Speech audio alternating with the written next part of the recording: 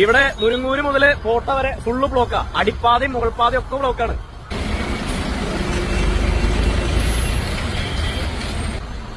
Hello, എല്ലാവർക്കും നമസ്കാരം. Block. ഞാൻ ചാലക്കുടിയിൽ നിന്ന് സംസാരിക്കണേട്ടാ. അപ്പോ ഇന്ന് രാവിലെ 6 മണിക്ക് വന്നാണ് ഞാൻ. 6 മണി മുതൽ കാണുന്ന കാഴ്ചയേട്ടാ. സത്യം പറഞ്ഞാൽ ഇന്നലെ രാത്രി മുതൽ ഇങ്ങനെ തന്നെയാണ്. അപ്പൊ മുരുങ്ങൂരിന്നുള്ള ബ്ലോക്ക് ഇന്ന് ജനജീവിതം മൊത്തം സ്തംഭിച്ചേക്കാണ്.